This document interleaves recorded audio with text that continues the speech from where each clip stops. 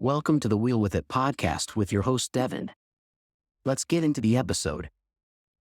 Hello, welcome to another episode of Real With It.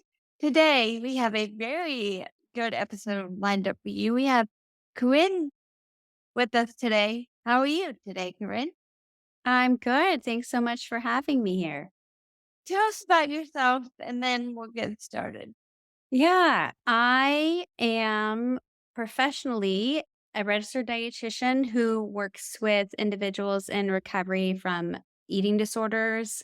I also do a lot of work with body image healing for individuals and folks who want to approach food and body from a non diet, weight inclusive lens. I am also a mom of two small children. One is almost 5 and one is almost 3. Yeah, that's a little bit about the work I do in the world and where I am just in mom life at this moment in time. Both kids are in school as we record this, so it's very quiet. Yes. Yes. So, where are we with that as far as body image? Is it worse than it's ever been, or are we just saying that?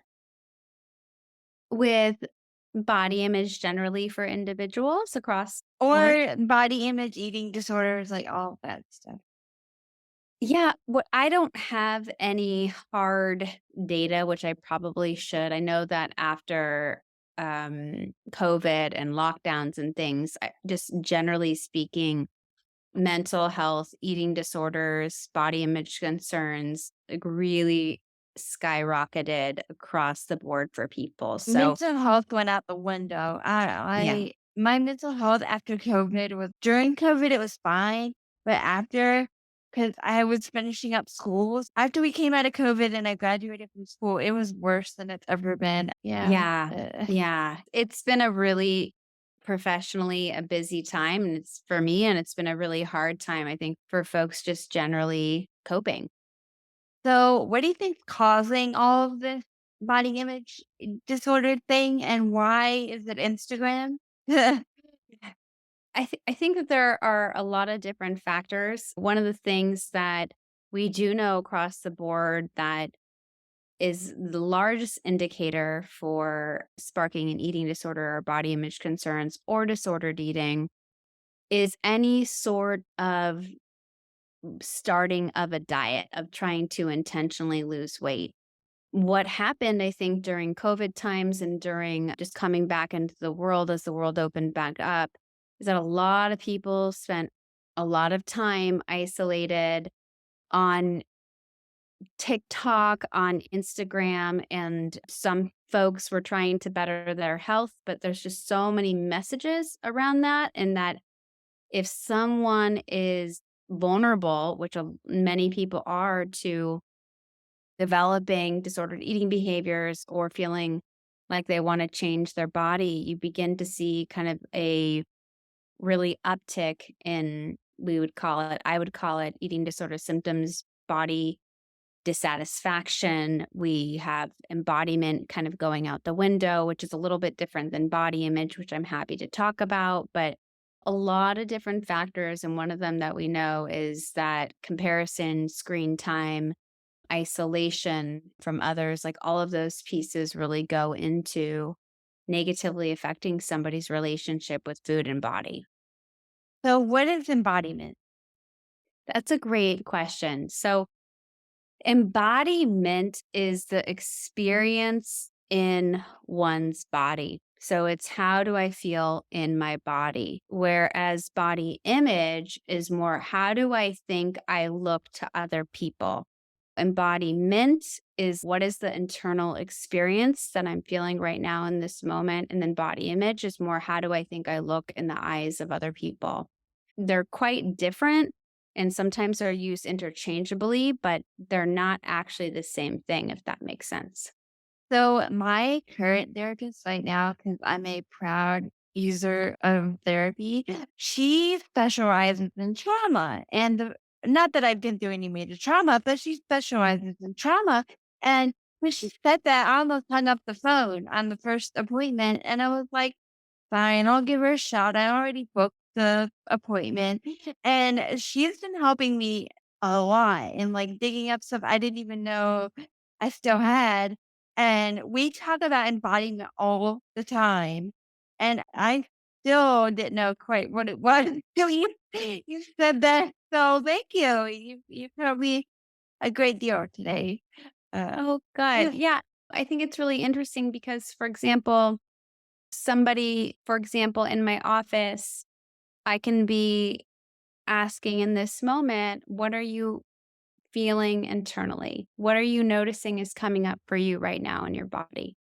And we can feel our emotions and we can also feel like bodily sensations in our body. For example, one I'll often use is anxiety. For some people, you feel your heart beating really fast. Maybe you feel like you're sweating. That would be the ability to feel into that. And not everyone can. Some of my clients who identify more as neurodivergent, they can't necessarily have that degree, and everybody has a different degree of attunement. But the ability to feel into and then respond in a caring, timely manner to what's going on physically is a big, big deal. And that's actually the premise when we think about intuitive eating. That's the premise of intuitive eating as well, because that's also based off of the concept of attunement. I'm happy to talk a little bit about that too, but it's very similar.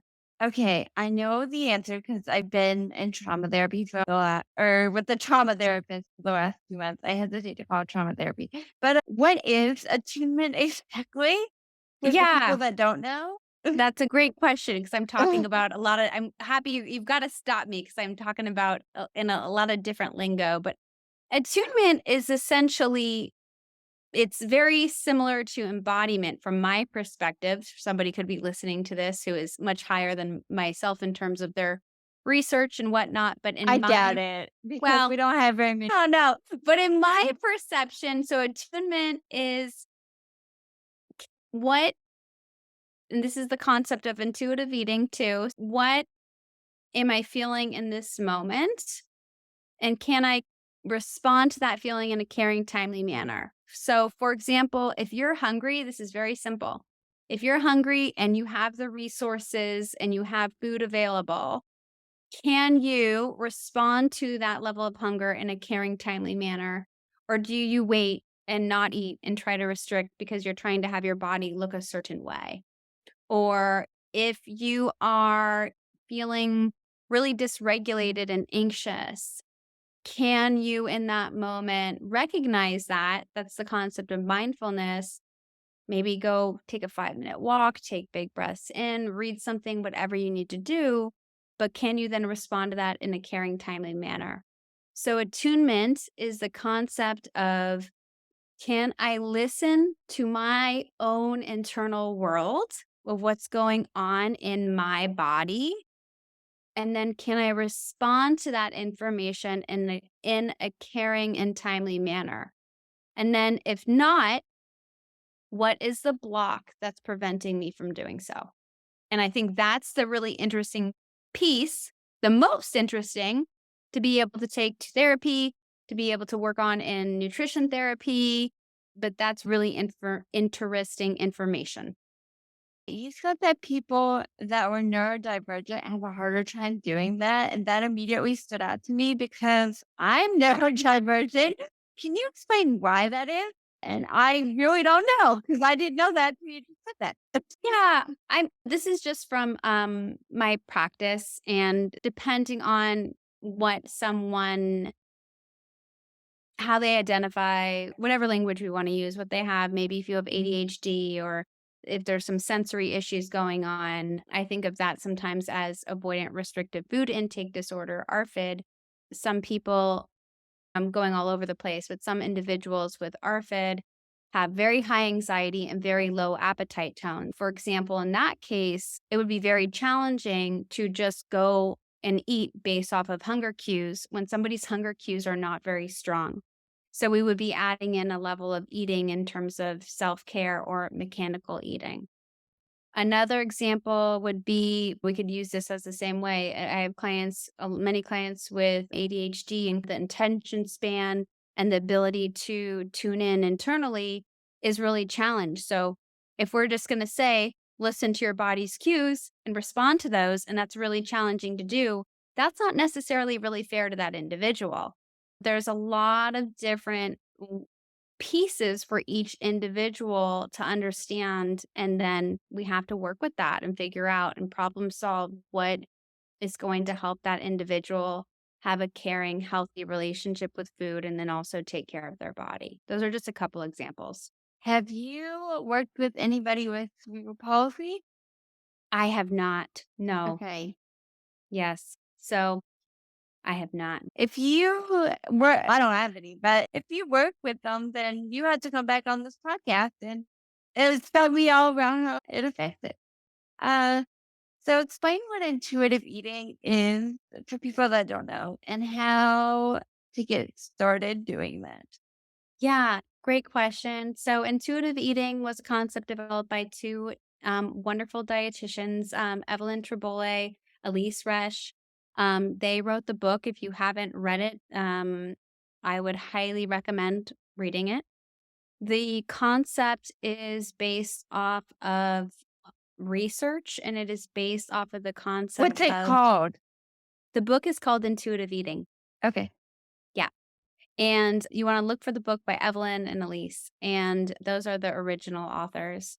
And the concept is based off of what we're talking about, based off of attunement, based off of can you listen to your body and respond in a caring, timely manner? And if not, what are the blocks that are preventing you from doing so? There's 10 different principles within that book, everything from ditch diet culture, discover satisfaction, cope with your emotions with kindness, joyful movement. So there's 10 different principles, all from somebody's relationship with exercise and food and emotions. So it's a really wonderful entryway into eating without having to necessarily follow using your body, using your own ways that you learn how to take care of yourself. It's a really good point to doing that. Can you put that link in the chat so that we can have it for the show notes? So tell us about joyful movement. Yeah, so joyful movement is based off of the concept of what are ways in which you can move your body that you enjoy and that feel pleasurable rather than feel punitive or like you have to do something in order to earn food. It's really in what ways can you experience being in your body that you enjoy? So how can people get started with intuitive movement? Because that sounds like something I need to do. Or joyful movement, whatever you prefer. Yeah, I think a really great idea and concept is what did you used to enjoy doing as a child or maybe as a young adult? What type of movement did you like to do then? I think in our culture, we think of movement as I need to go to the gym or I need to do X, Y, and Z for this amount of time per day. And for some people, that movement could be sitting in a chair and learning how to do doing certain arm exercises. For some people, it may be going to a Pilates class. I think that we have to take a real big step back and redefine for ourselves where we are in different ages, stages, and phases of life of what movement looks like. And I think that the concept that changes based off of how much time you have, based off of what you're physically able to do, based off of your health. All of those factors come in when somebody thinks about that. And instead of having it be shameful, of being like, you have to do X, Y, or Z, the concept of joyful movement allows the individual and to think about what feels good for them and what feels not stressful, but stress relieving. And that's a big difference than how we've typically thought about movement, generally speaking. So can we talk about Instagram for a second and what's creating like body image? Like talk about Instagram for a second. Gosh, yeah. I have to say that when I had my second child, I went off of Instagram. I personally think that it is just such a mind suck and time suck for individuals. And the comparison factor is so significant. I used to love Instagram and I still do for Yeah. keeping up with friends and stuff. And of Yeah. course the pod promoting that. But Yeah.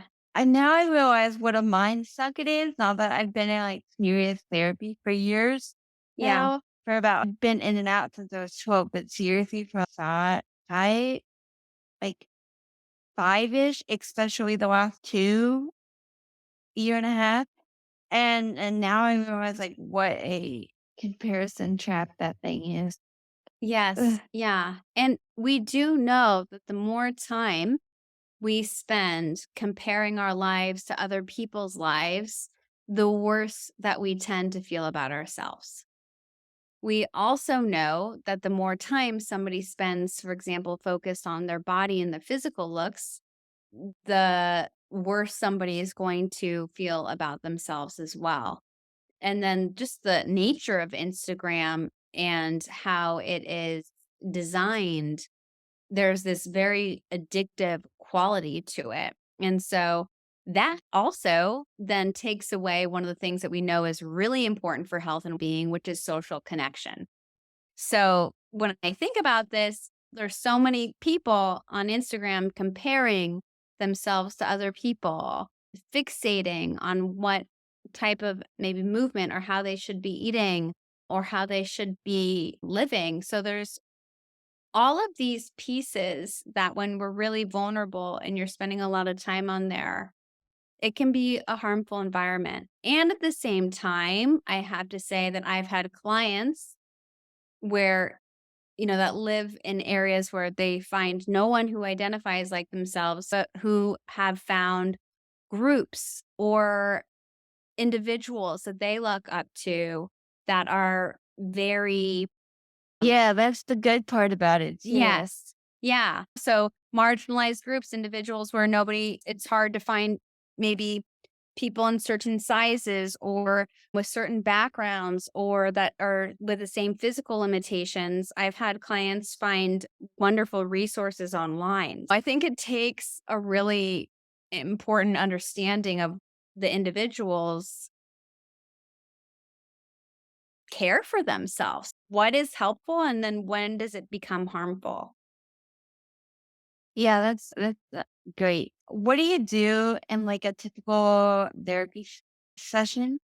So so just as a disclaimer, I'm a registered dietitian. So Yeah, I'm sorry. I didn't mean therapy. I like meant nutrition. dietitian. Yeah, but Yeah. it does. And I think this is interesting in terms of I do identify it as nutrition therapy. So when somebody comes in, we talk about it's not just here's your eating plan, goodbye.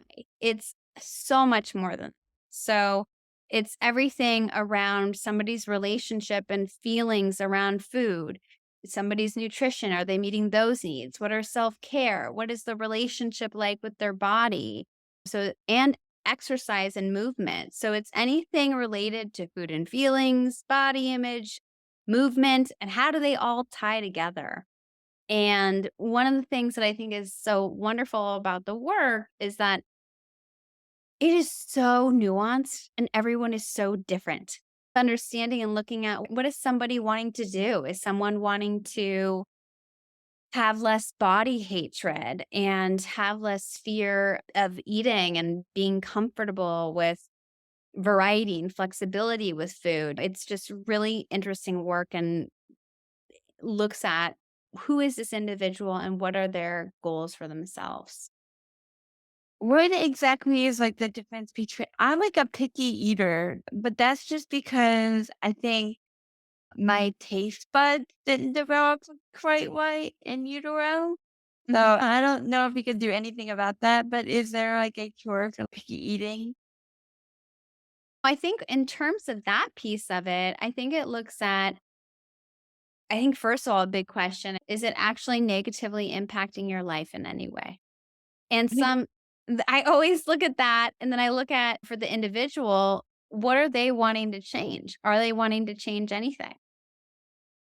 But I cannot bring myself to I had never tried an egg except for when it's in, like, a baked good, but as far as, like, an egg by itself, I have never tried it, and I cannot bring myself to put it in my mouth. Like, I gag every time I see an egg, and I used to gag, like, every time I, like, saw an egg and smelt it, but then I tried to put one in my mouth, I can't do it, I'm sorry.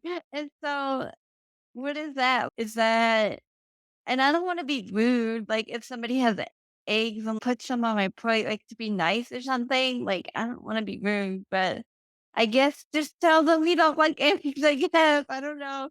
Yeah, I think that is totally legitimate that if something is going to make you gag and you're not interested in trying and you're surviving in other ways, then to me, unless you feel really strongly about learning to like or eat eggs, then that would be totally okay. My dad just wants me to try one. He's, "You don't have to like 'em. I just want you to try one." I'm like, "Dad, I cannot. I don't know what it is, but I cannot." I'm impressed that I held it and brought it up to my mouth. I cannot put it in my mouth. I don't know what it is. I guess it's just they look disgusting to me. Huh? Yeah. But Yeah. So I would imagine that wouldn't be of importance to you to work on. so now that we've checked a little bit of my picky eating, is there anything else you add before we get off here? You know, I think what is important on the topic of developing a positive relationship with your body is that one of the most important pieces that is across the research around all work pertaining to body image and embodiment is the concept of self compassion. So that is fundamentally huge. People often think I need to change my body in order to like, tolerate, respect, love my body, whatever word feels right to you. But that is not typically the case. Typically, and research wise and just in practice wise, it takes a gentle, kind, compassionate voice with oneself in order to develop a different type of relationship with one's body. So I think that message of being kind to yourself, listening to your needs and trying to respond to those needs in a caring and timely manner, and really looking at ways that you can treat yourself like a friend and be gentle and kind with your body, that is really very imperative and probably the most important thing across the board when I think about somebody's relationship with their body. So that's so funny because that's what we're working on in my therapy right now, not necessarily in reference to eating, but in reference to other things. So where can people uh, follow you on social media? That's a really good question. I don't have social media anymore. Okay, well, So that then that makes it easier. so but what I do have a podcast that I'm gonna start bringing back. I don't know how often, but my podcast is called the Body Image Podcast with Corrine Dobbas. It is on Apple Podcasts. It should be on other places as well, but there's all sorts of topics And there we'll and and we'll put a link in the show notes for people. It's perfect. on your website, right? Yeah, it's on my website, CorinneDobas.com. It's on Apple Podcasts. So the Body Image Podcast is a great place to go to listen to more of these conversations around different topics. Okay, and maybe I can be a guest on the body image podcast. Yeah. No, I'm joking. But Yeah, you know what? I think that would be a wonderful idea. And I'm gonna put so, my podcast there. is there anything else that you would like to add before we get off here? I think my one last note is if you are really struggling with your relationship with your body and you're an avid social media user, that came up a number of times here. So I think it would be really worthwhile going through your feeds, going through your accounts, and removing any account, anyone you follow who really brings out comparison factor, negatively talks about body or food, because another piece that we know about body image is that surrounding yourself with others who strive to have a positive body image or want to have one is also really important as well. So doing a detox of your social media feed of diet culture and negative folks is a really important one. Can we talk about Kim Kardashian for just a second? Because I love her and what she I really do. Okay. People are gonna be rolling their eyes, but I love the way she does criminal justice performer. And so but her Instagram, I'm like, what? How? No. This is not even no. I had to unfollow her because I was like, okay, I will never be able to go to that place in that bathing suit. I had to unfollow her. So, There you go. tip for the day. You can like Kim Kardashian, but please unfollow her on Instagram and get this nifty little app called AppWalk. You set a schedule in it. And there's a free and a paid version. I use the paid version because I just scheduled it for you when it works right.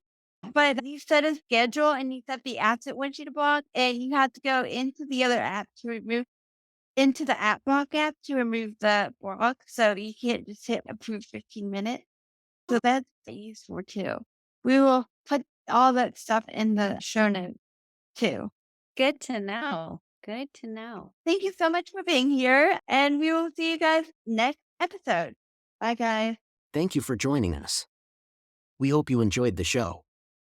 Remember to follow the show and our guests on social media and subscribe.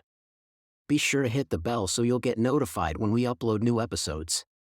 See you next time.